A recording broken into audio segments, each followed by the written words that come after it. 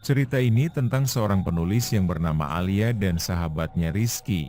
Mereka berdua melakukan penelitian pada sebuah rumah angker. Rumah itu dulu ditempati oleh seseorang yang bernama Arman. Waktu ketika Arman hidup, dia melakukan ritual pesugihan di rumahnya tersebut. Hingga kini jiwanya terjebak dalam kegelapan di rumah itu. Bagaimana cerita lengkapnya, mari kita dengarkan.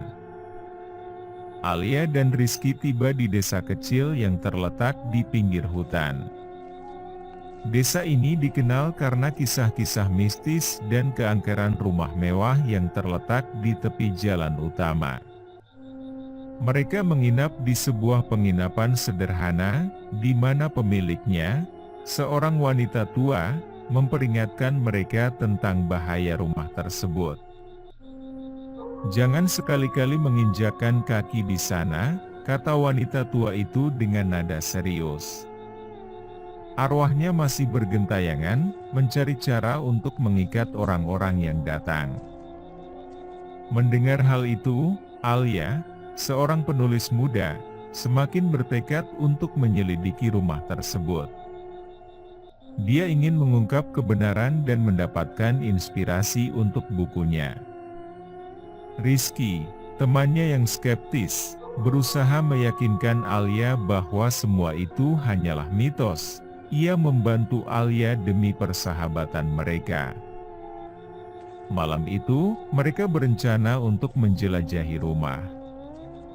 Dalam perjalanan menuju rumah mewah, suasana semakin mencekam, dan angin bertiup kencang seolah mengingatkan mereka akan ada sesuatu yang kelam di rumah itu.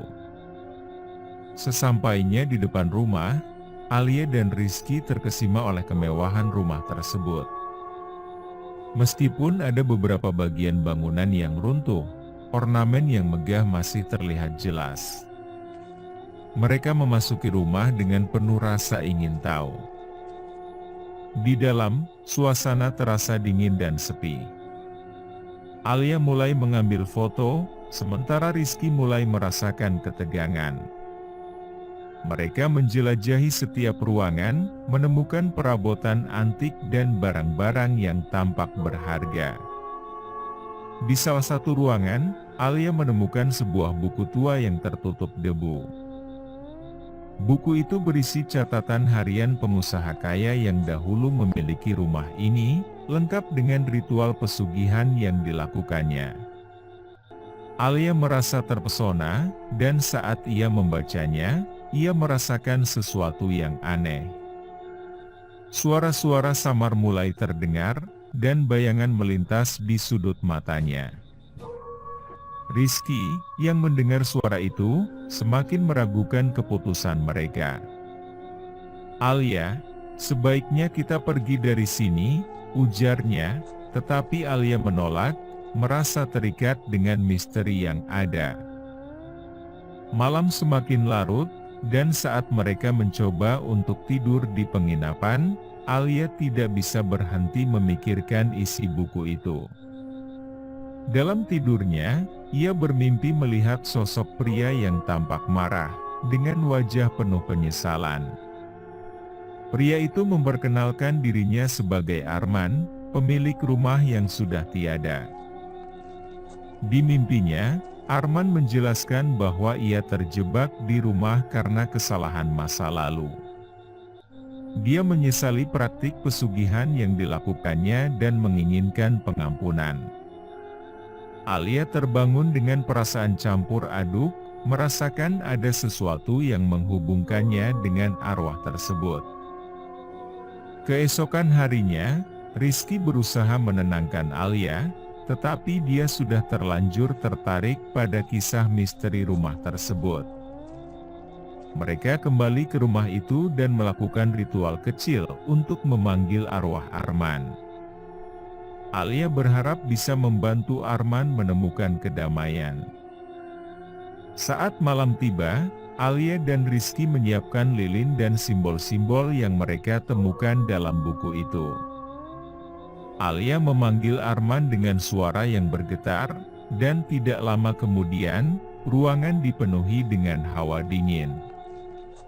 Lilin tertiup angina hingga apinya hampir mati, dan Arman muncul di depan mereka, wajahnya menunjukkan kesedihan yang mendalam.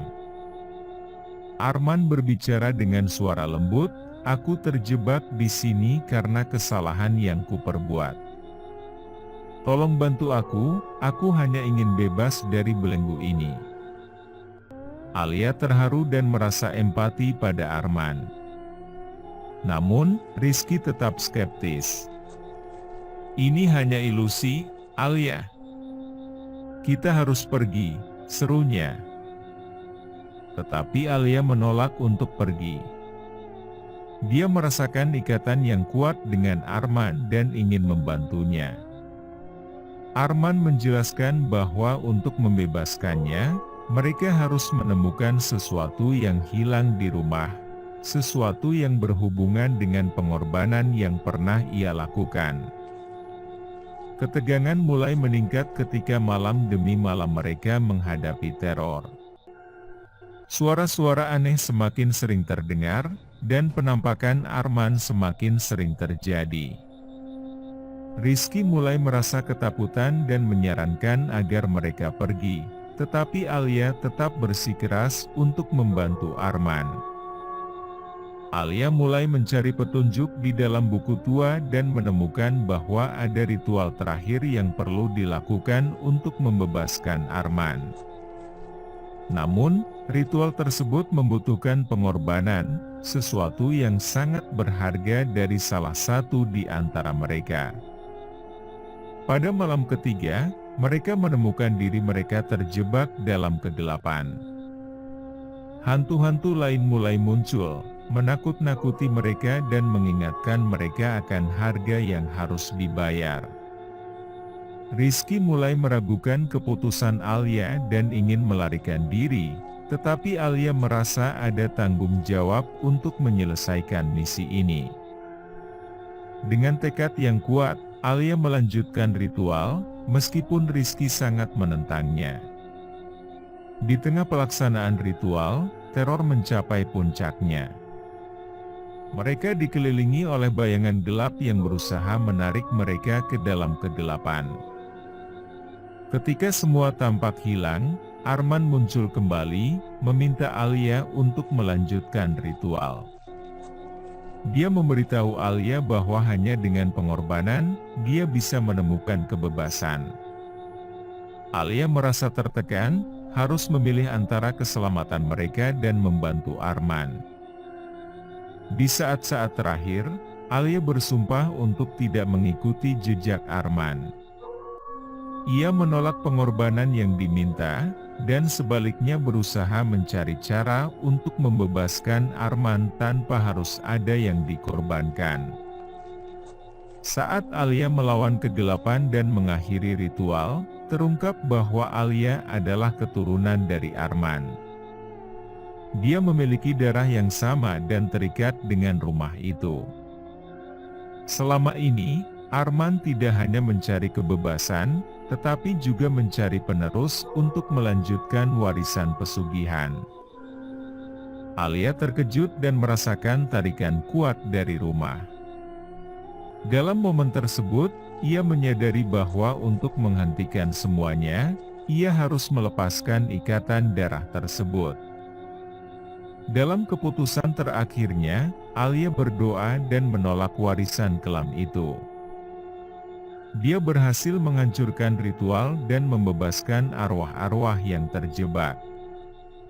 Namun, saat mereka meninggalkan rumah, Alia merasakan bahwa bagian dari jiwanya tetap terikat. Arman mengucapkan terima kasih dan akhirnya bisa pergi. Alia dan Rizky keluar dari rumah dengan perasaan campur aduk. Mereka merasa lega, tetapi juga berat hati. Alia kembali ke kota dengan membawa pengalaman yang mengubah hidupnya.